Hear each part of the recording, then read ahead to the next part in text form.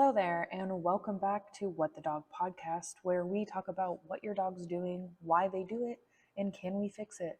My name is Katie. I am the owner and trainer here at For Pete's Sake Dog Training, and I am here to give pet parents answers that are quick and simple and to the point because I know we all don't have time to listen to hour-long podcasts. So, short, sweet, simple is my goal. Now, today I want to talk about kind of a very common quote syndrome, some people call it, about rescue dogs.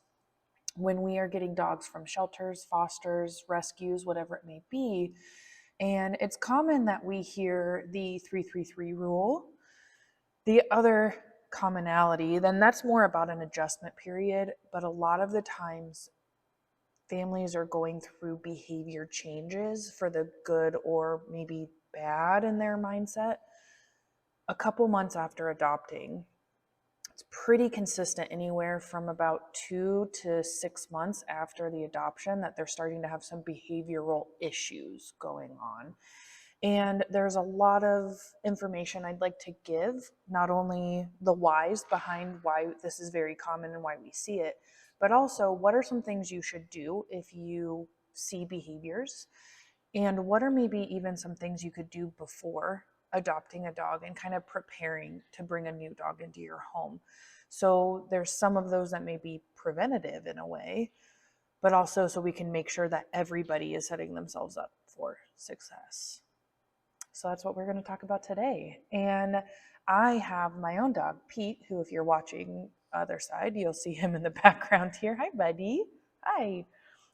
He is a great example of the 333 rule, and I will share why. So when you hear this 333 rule, this is a generalization of the amount of time it takes a dog to adjust into a new environment or a new home. And honestly, even if a dog is getting surrendered from a home to a shelter, they maybe were found as a stray and now they're in the shelter world, like it's the same thing. So anytime they're adjusting to a new lifestyle environment, we want to keep all of these in mind.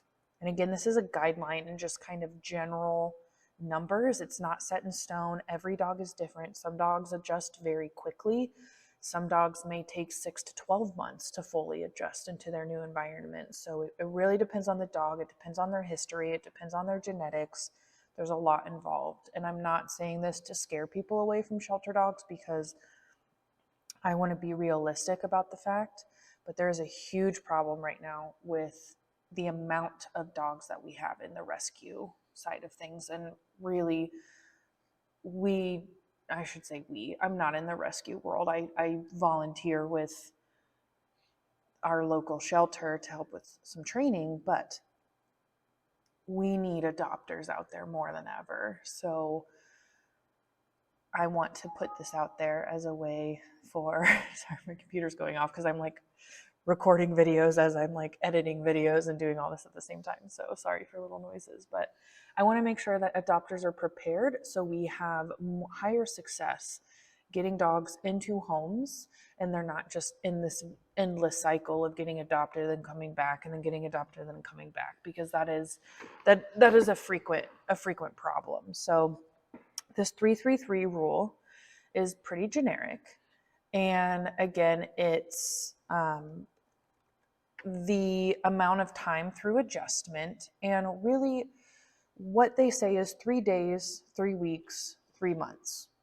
So within the first 3 days, depending on your dog, especially if we have a dog that's maybe showing more signs of nervousness or shyness, the first 3 days are simply them absorbing their new world, and they are just trying to soak it all in, right?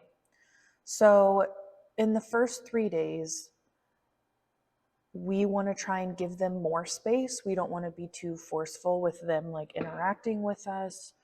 We want to make sure we have those boundaries set up. We want to stay calm in our behaviors. And we do want to start a little bit of that daily routine, but again, not too forceful. So where do they get fed? Where is their water? What times do they get fed? How do they ask to go in and out, or getting them in and out to go potty?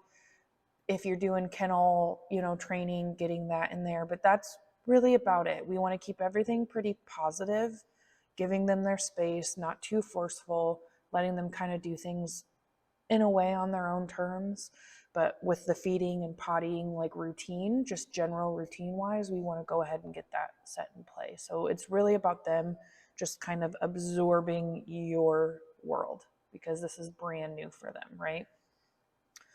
Once we get into the 3-week mark, your dog is going to be used to that routine. So they know when they're getting fed, where their water is, potty times, if you go to work, if they're in their kennels, they may start, this is the time where you may start to see, depending on the dog, some testing is what I call it. So, boundaries have been put in place, but they may start to think about things a little bit more. Maybe they weren't really paying too much attention to some of the boundaries and they weren't really exploring, and now they're exploring a little bit more. So, they may start to be, quote, acting out a little bit more at that 3-week mark because they're just generally getting more adjusted. So they're getting a little bit more comfortable and in a way a little bit more confident to kind of get out there. And then the 3 months is usually after you've adopted your dog for 3 months. They are pretty regular into your routine. A lot more trust has been built, a lot more understanding has been built. You may have been working on training at this point of basic behaviors. So bonds between human and dog are starting to really form. That will go with, depending on the relationships of different people in your house. This is where I tend to see people say this, the dog really likes the wife, the husband, the kid, whoever it may be, but isn't really attaching to other people. So you may start to see this growth and attachment to a specific person, and it doesn't mean all is lost. We can still build bonds with everyone else. Sorry, I'm just adjusting in my chair a little bit, but that's very common for me to start seeing that because there's probably one person who was a little bit more involved through the adjustment period of the 3 days, 3 weeks, 3 months.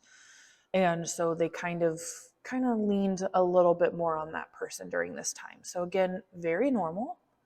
And in this 3-month period, we even see more behaviors start to shine, whether they're good or what we think are bad. And this is where your fearful reactivity, a lot of those behaviors may start to come out. And you're like, whoa, my dog was just shy at first, and now they're barking at everybody who comes into my house. Or I would take them on walks around the neighborhood, the first handful of weeks we adopted them, and now they're barking at every dog. I actually have a new client where we're going through the same problem. And it's just confusing because you're like, I thought my dog was this way. I thought they were shy and quiet. And now they're barking and they're energetic. And this is a totally different dog that I adopted. And I don't know if I can handle this. Again, very common. I do tend to see it common in I'm shy at the shelter. And when I get home, I get more reactive. And that is, again, simply because when they're in the shelter, some dogs in a way get shut down mentally. So if you've ever been in a very crowded, if you're introverted, I should say, some people really like crowds. I don't. If you're somewhere where you're not very comfortable and it's a little mentally overstimulating, some of us will just kind of sit in a corner, or we'll stop talking, or we'll move ourselves away from a situation, and we kind of shut down mentally and emotionally. And dogs can do the same thing when they are very overwhelmed. And it's a survival instinct for them. Like a lot of the dogs will just be like, I'm just going to sit here and let things happen until I get comfortable with the situation. And once they're comfortable, then they're like, okay, now I'm more comfortable. There's more trust in my family. I'm living here. This is my space. This is my body. And I'm going to be a little bit more proactive about telling things that I'm scared of to back off.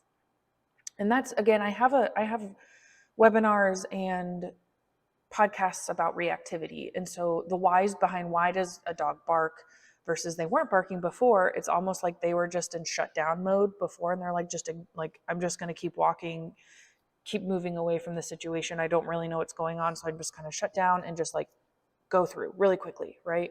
That's kind of what's going through their mind. I'm just exiting out of the situation as fast as I can. And you're like, well, why can't we just keep doing that?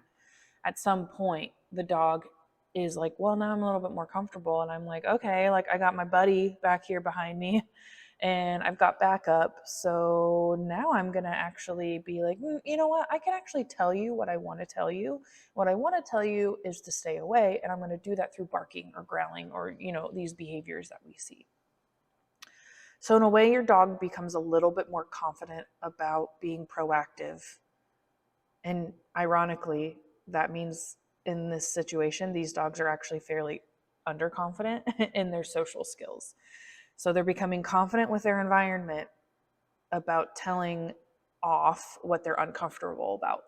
So if that makes sense, I know it seems kind of counterintuitive or counterproductive, but that's really what's going on. So my dog Pete went through this exact same thing. When we met him at the shelter, he was pretty shy and he really didn't want that much to do with us. He got along great with my other dog. So I already had a dog in the house. I should say great. It seemed like it. They got along fine. There wasn't initial fighting or anything like that, right? So you're like, okay, they're getting along day one, so that means they'll get along forever. And that's also not always the case. Again, it's kind of like, hey, I'm meeting you for the first time. I'm going to be a little bit more reserved. And as bonds grow and as comfortability grow, then dogs will be like, hey, now I'm going to start resource guarding things because I don't want you to take them. And you may start to have some issues in the house after you've adopted your dog. So this isn't just solely with people. You could be introducing your dog to another dog in your home, and the first couple months things are going great. And then all of a sudden you're like, we're fighting now and we don't know why. And it's now a newly adopted dog is kind of getting in their own, and they may not actually be okay with other dogs. And I truly, as I watched Pete more with my current dog I was like, I don't know if he's as comfortable playing with dogs as it looks like from the outside.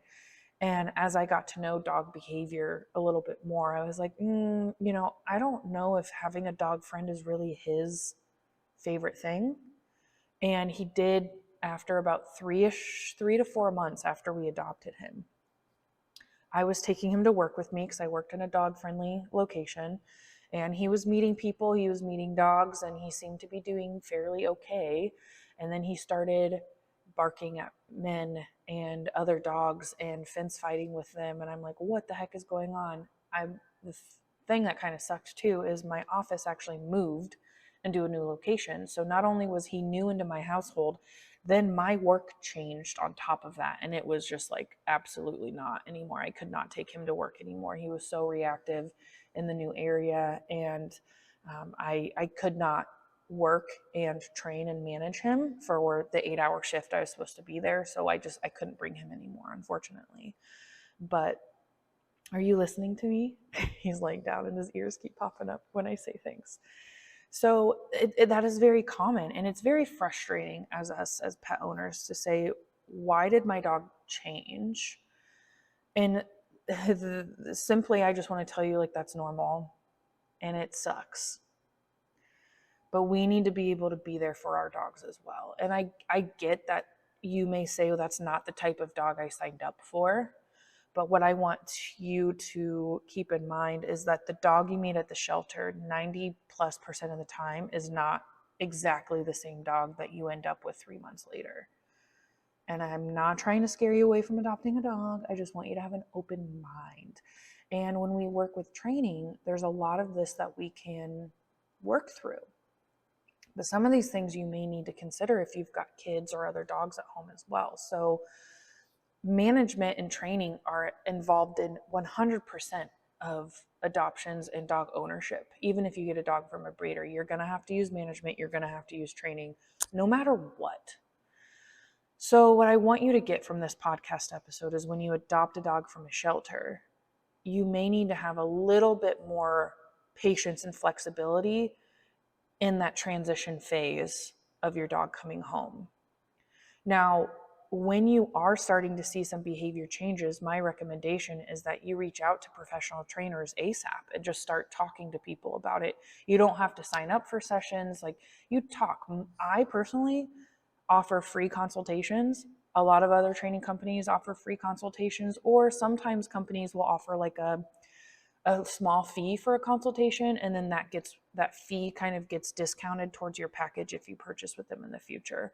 But just start talking and start learning about what you're seeing and what's going on, because I have this right now. Like I said, I have a new client I just started. They adopted their dog about 3 to 4 months ago, and we're starting training now, which is great because the longer that these quote bad or unwanted behaviors continue, the deeper that they get ingrained in your dog's brain and more habitual they become, and it takes longer for training in the long run. So if you can, the sooner you can start, the better. But even just the sooner you start talking and start learning about this, the more you can help your dog.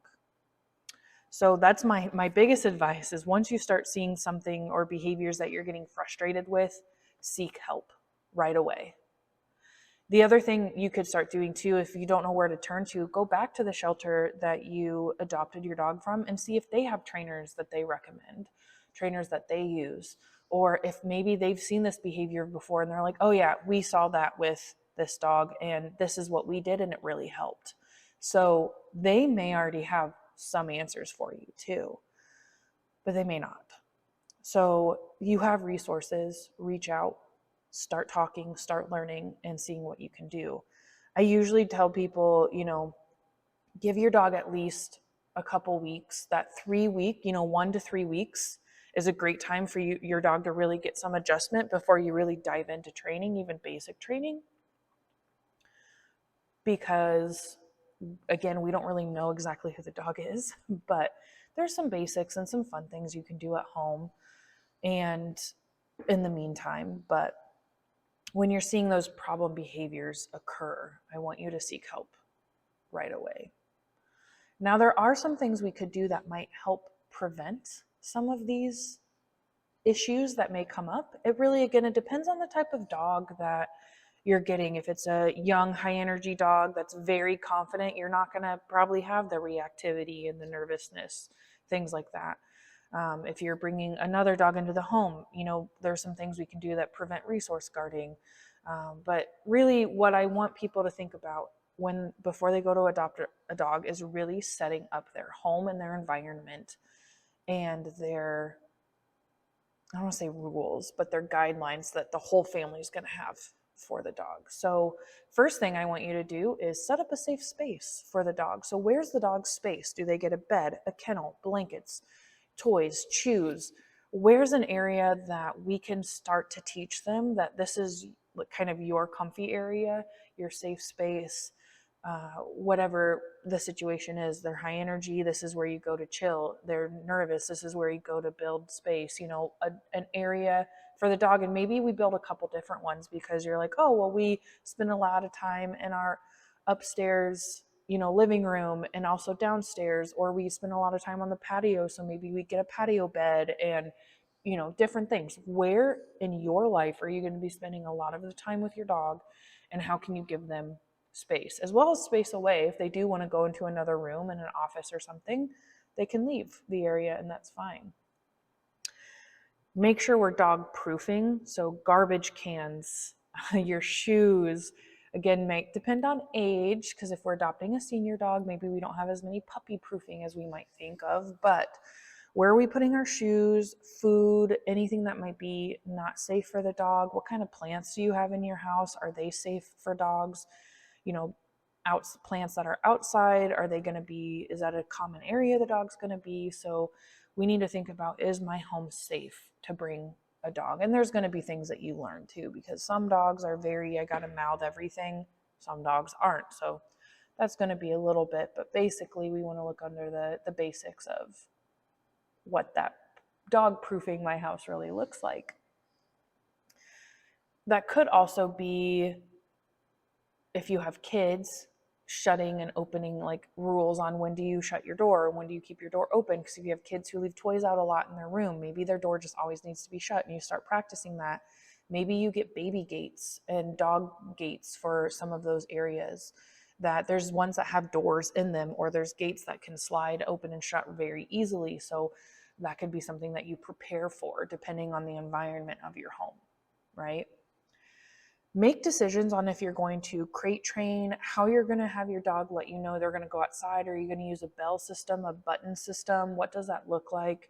Talk about the basics of if the dog jumps, what are you guys going to do as a family, are you going to allow that or not?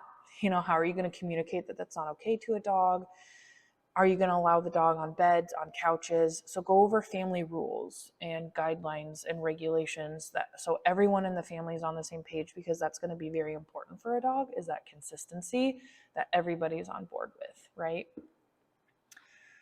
You can also ask the shelter if the dog has certain toys that they like. Some dogs like squeakers, some dogs like balls, chews. Like, they've probably gotten to know this dog a little bit more. So maybe they have supplies, and toys that they know the dog likes that you want to pick up, as well as your supplies of leash. I would have extra leashes around, collars, harnesses, whatever you guys are going to have for the dog. Have those all ready to go as well. Food bowls, have food ready. You can always contact the shelter to see what they're currently feeding, get that ready to go. The more you can have already at your home, so all you're doing is just getting the dog and bringing it home, and it's like everything's set. You're not running to the pet store, with the dog in the car, making that even more stressful. We want it just nice, easy to go. You also want to be prepared if your dog runs off. So get tags ready with your information, the dog's information, collars, whatever that is. The shelter may give you information if the dog is microchipped and how you can register that as well to your information. But I would do that like day one. Once you have the dog, we want the dog ID'd. We want your information on their microchip, because if they do run off because they're in a new situation, we want to make sure that they're found at your home, right? So we want to prepare for that. Lastly, we've talked about the routine, so make sure the family is everyone's on board with routine, the house rules, but you want to think about bonding with the dog. And like I said, the first 3 days are not going to be like very forceful bonding, but over the next couple of weeks. So having some variety of treats, because we don't know what your dog's going to like, variety of toys, games that you can play. If you go to my Patreon page, I have a lot of different feeding games where it's just taking their food, their breakfast and dinner, and playing games. Again, I wouldn't do that within the first 3 days. It's just fairly simple. Feed them how they were fed at the shelter. But different things that you can do with bonding time with the dog. All you want to think about is connecting positively with the dog. So figuring out what they like, learning dog body language. Maybe you go on TikTok and, go to my TikTok, but there's a lot of good and bad things on TikTok. But start learning dog body language, learning about your dog, and just taking your time in the first couple of weeks, thinking about how you could maybe bond with them. I don't recommend like big walks to new parks and things within the first couple of weeks. Like, you want them just to get really comfortable with your home life. So the other thing is, if you decide you want to just go ahead and start talking to trainers before you even get the dog, that's fine too. Start having those connections right off the bat. So there are things we can do to prepare for the dog to come home. But the biggest thing is preparing mentally. Preparing mentally that we are going to have some conflicts and some struggles that pop up. Depending on the dog, that's going to depend on what that looks like, and depending on your family life and your environment, it's going to be different for everybody. But just know that the dog you take home day one is very highly likely to change, 3, 6, even 12 months down the road. So we need to have some patience. We need to have boundaries and management in play. And it's very common, especially if you have a dog, you're bringing a new dog into a home where that already has a dog. But if you have kids, even people, you want to make sure you're giving that dog space. So, for example, I brought Pete into my home with my current dog, and I didn't let them just romp and play for hours on end. I'd make sure that they each had their own space, that they could go take breaks and then come back together, and then breaks and come back together. So same if you have kids around, especially younger, higher energy, running around, loud noises, we want to make sure the dog gets breaks from kind of high stimming situations. So it's very normal for you to bring a dog home and say, hey, it's break time. nap time, whatever it may be. Dogs get separated into different rooms. Maybe you have one person who's down in the basement with one dog, another person who's upstairs with the other dog, feeding in separate areas. We just want to give everybody space so there's not a lot of this stuff going on. And then again, talking to a trainer about preventing resource guarding and other issues. That's some of the training you could look into while your dog is adjusting during those first, handful of months after coming home. So just know it's not a bring the dog into the house and they're just going to absorb and fit in right away. And I know it's very easy for us to want that and to think that can happen, because our lives are so busy. We are all so busy and we're like, we just need this to flow and just to work, but it just doesn't work out that way most of the time. And you are basically bringing home a new family member and a new individual into your home, and that is a big adjustment for everybody. Whereas I'm gonna be on the dog side here, and it's a bigger adjustment for them because everything is different. Whereas you're still in the same home, your kids are in the same home, their routine is basically the same. The dog's entire life just changed, right? So we do, I'm gonna say we need to give a little bit more to the dog and be more forgiving to the dog and help them a little bit more than everyone else in our house, but know that it is an adjustment for everybody. So patience is a huge, huge thing that we need to do for our new dogs. So I went a little longer today, I'm at about 25, 26 minutes. So if you have any questions or if you want me to talk about anything specific, please comment and let me know wherever you are listening or watching this podcast. If you need help with advice on your dog, head to my website and schedule a free discovery call with me, consultation call. You can be in the Indianola and Des Moines, Iowa area, or you can be away. I do a lot of virtual things as well. My website is for Pete's Sake. So that's Pete's Sake, 2 S's in there, training.com. And you can book a call there with me. Find me on Facebook as well. I try and post a lot of things on Facebook for Pete's Sake Dog Training. FUR, as always, for Pete's Sake. And go to my Patreon, like I said. I have a lot of free videos on webinars. My podcast episodes are there, as well as feeding games. And then it is a membership for 10-minute training sessions. So I do post videos regularly, focusing on 10-minute training sessions that you can do with your dog, learning all sorts of different behaviors, fun behaviors, tricks, basics.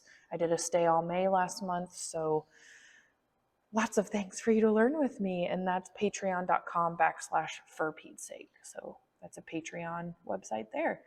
But like I said, if you need any assistance, reach out to me. I'm happy to help and to be there to help guide you with your relationship and your dog. And that's what I'm here for, is to elevate your bond and to help pet parents understand their dogs a little bit more. One podcast episode at a time, I guess. So thank you all for being here and for your support. I appreciate you as my listeners, and I will see you next time. Bye.